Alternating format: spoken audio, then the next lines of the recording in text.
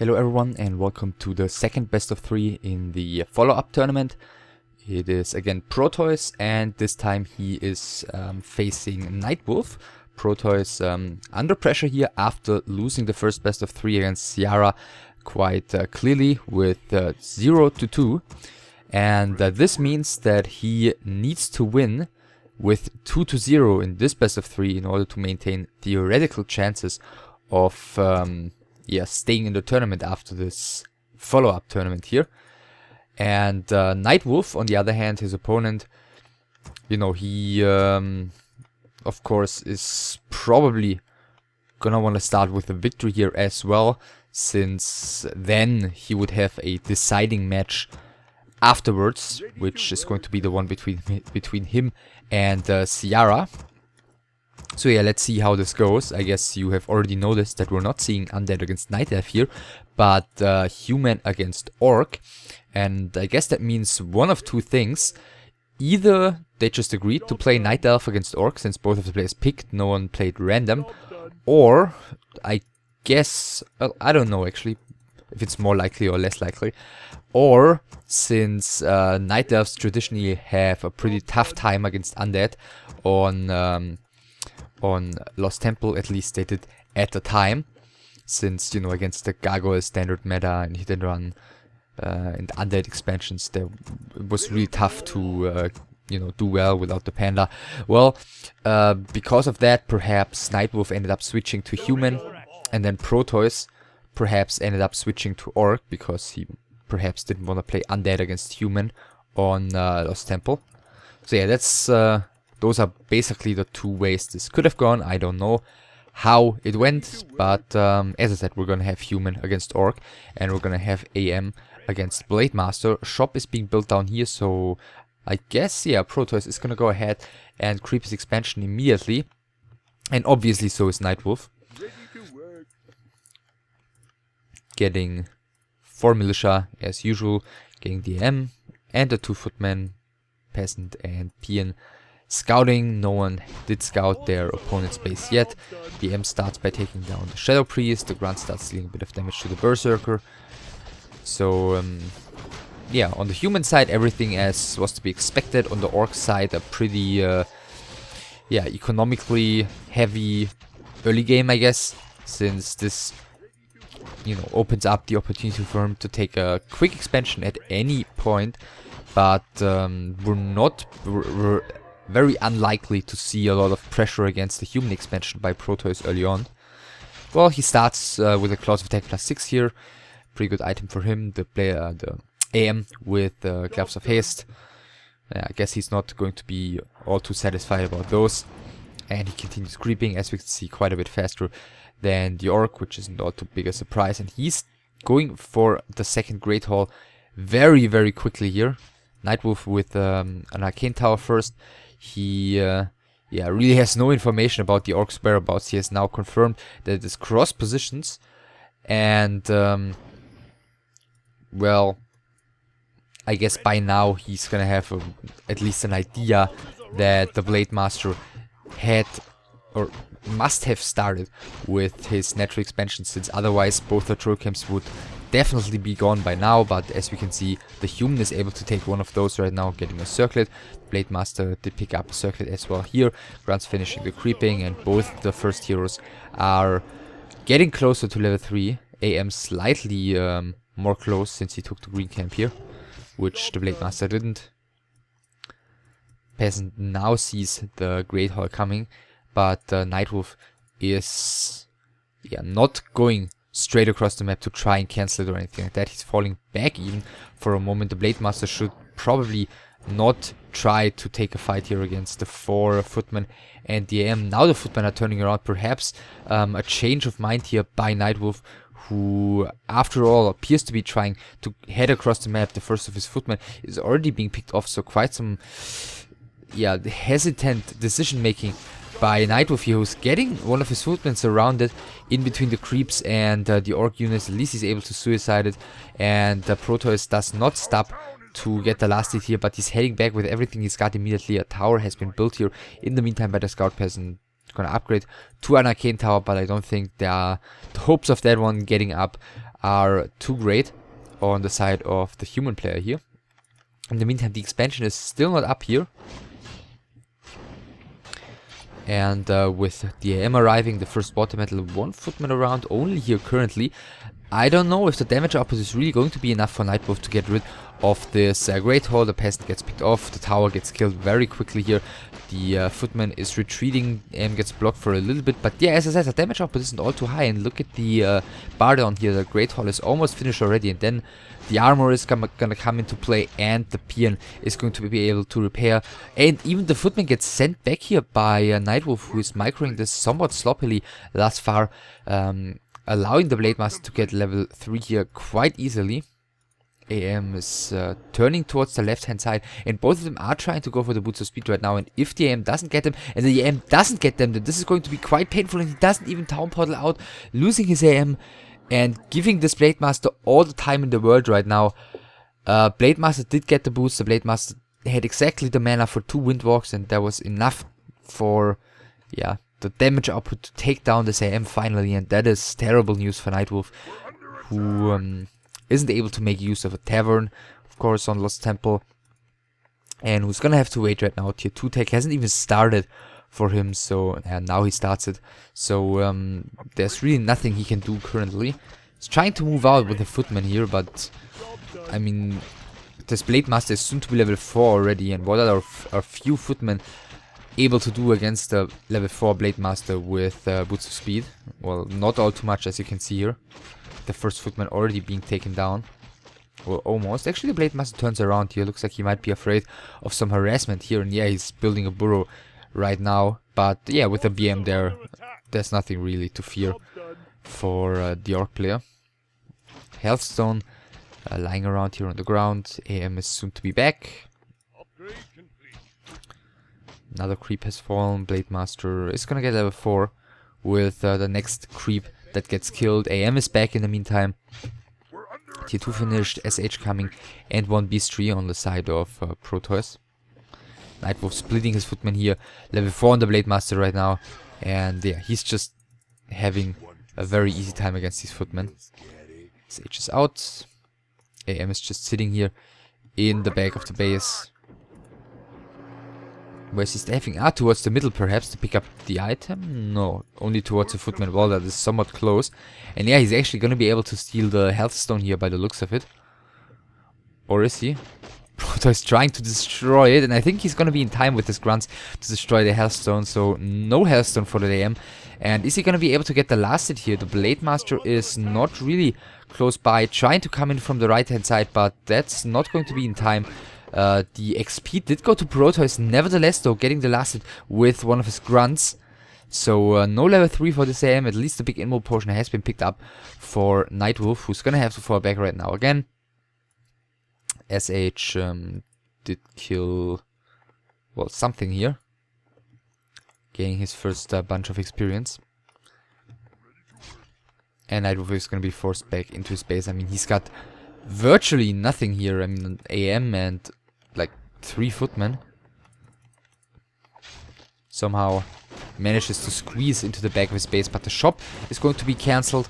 And well, it is not cancelled, and the IEM is just barely able to pick up a scroll of regeneration, but killed right away. And this shop is probably not going to come up either. Protois with double beastry, so it looks like he's just going to apply a lot of pressure pretty soon here, as soon as those start producing at full force. I mean, he saved up so much gold already, as you can see, 1,500. Yeah, probably getting ready to creep just one more gold mine. And with a level 4 Blade Master, he can very easily, in the meantime, continue dominating the map, preventing NightWolf from getting anything done, while yeah, continuing to creep here with the 5 grunts, the Raider and the Shadow Hunter. And he's just A-clicking the same. Tier 3 coming in the meantime for NightWolf, who's using the Invo Potion here just in time, but 15-second Invo Potion gone just by some A-clicking with the Blade Master. Really nothing achieved with that Invo Potion. I guess he would have really loved to use that in an upcoming fight, but that's not gonna happen anymore. New shop is gonna come up. The Blade Master is coming in again with Windwalk, and is he gonna be in time? I think he will. And yeah, the IEM is going down again. Protois continues to dominate his opponent here. No chance for NightWolf currently. Picking up 3 Ivory Towers with a MK. The SH creeping towards level 3 here. Immediately second expansion is coming for Protois, so everything is going totally fine for him. He's going tier 3 as well. He's getting a 3rd beastry, so it looks like he is probably afraid of Griffins eventually. By NightWolf, who is going for double Arcane Sanctum though, which he should have seen, but I think he probably put the 3rd beastry into production before he saw that. And still having the 3rd beastry isn't gonna backfire terribly at Protois as far as I can tell. So SH level 3, he's got Robe of the Magi, he found Gloves of Haste at the right hand side natural expansion, and now using his Blade Master as well to continue the creeping.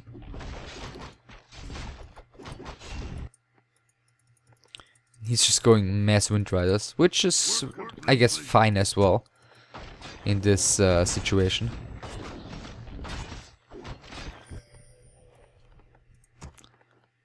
Fourth Ivory Tower picked up. Paladin is following after this IEM here on the side of NightWolf, who's producing the first bunch of casters and who's heading out on the map again. Blade Master with an Invo Potion, with a Heal Scroll. Shadowhunter with a Heal Scroll as well. Found an Ankh.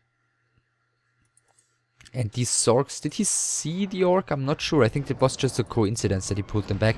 And now he's gonna probably get creep checked terribly here.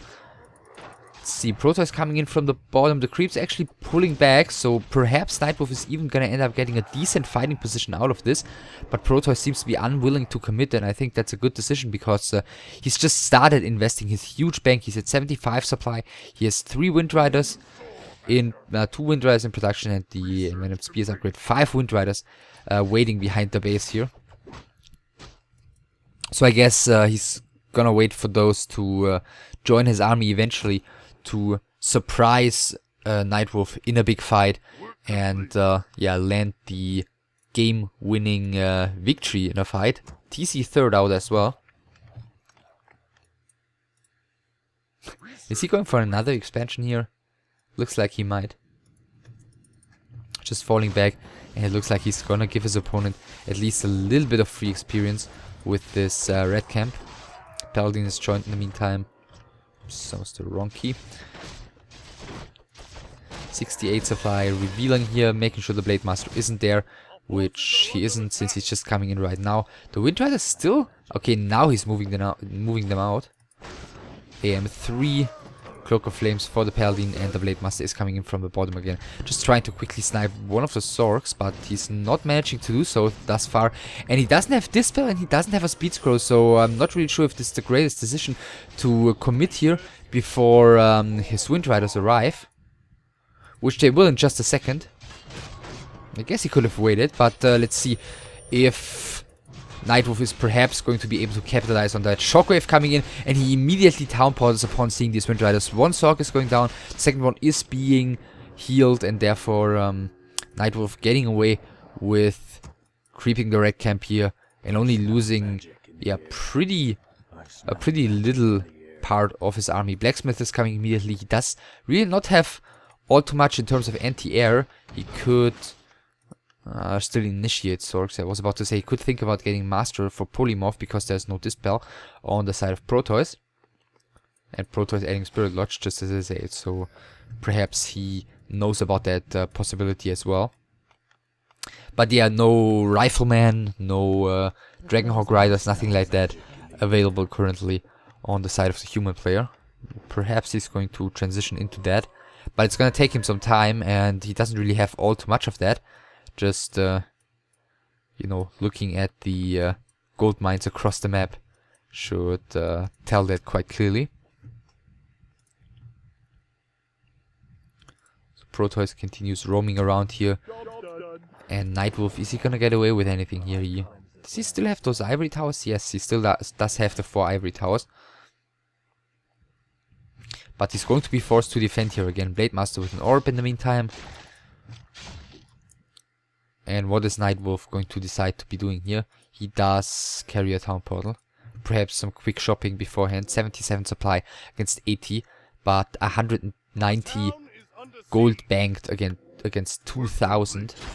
2-1 upgrades on the Wind Riders as well. 0-1 on the Grunts.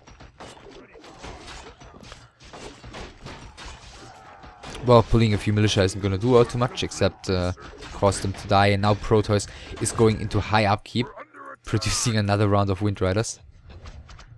So one Arcane Sanctum has fallen already. The second one is producing the Adept upgrade right now. That's perhaps going to come through, but he's a long way off getting Master. And yeah, now TPing in Bolt immediately on the Shadow Hunter, who does have the Ankh though still. TC should be getting a Shockwave in soon, I guess, unless it's on cooldown, because he may have used it on the buildings. And the Wind Riders have taken down the first of the castles here, now switching focus fire to the Spellbreakers. But as we can see, there's very little damage output against those. Heatwave is coming in. Shadow Hunter is still looking strong, not really in any danger of dying. TC level 2 kind of marching in between those Spellbreakers. But as I said, the damage output is so limited on the side of NightWolf, and he's just losing unit after unit here, dropping down to 62 supply. Protois is still up at 100. TC still hasn't skilled anything. Next Shockwave is coming in, hitting not really all too much. Blademaster is taking a wee bit of damage, but repositioning going on to that Paladin, and yeah, the crit, the level 3 backstab, doing a ton of damage here. Bolt onto the Raider doesn't really do all too much. One of the breakers being staffed here, but unit after unit continues falling on the side of NightWolf, bringing all of his militia here. Call to arms used inside of his main base. Heatwave used onto the Blademaster once again, who's down to half his HP. But look at the damage output against his AM, just very quickly switching focus fire, killing him, and that's the GG already. NightWolf calling it quits. Pretty one-sided game here from start to finish. Protois getting the expansion quickly. NightWolf trying to delay it, but failing quite horribly, losing a bunch of footmen and his AM. And that already put him in a very tough position, combined with his pretty late tech. You know, just enabled Protois to get map control, to get level advantage, even kill the AM a second time thanks to a very powerful Blademaster. And there really was nothing that NightWolf was able to do anymore already by minute, I don't know, 8, 9, 10. And yeah, as I said, Protois quite convincingly winning the first map. And yeah, keep in mind he needs to win the second one as well. Even if he wins only with 2-1 here against NightWolf, he's still going to be out of the tournament. So another important map coming up for him. And yeah, we're gonna see Tarina stand next.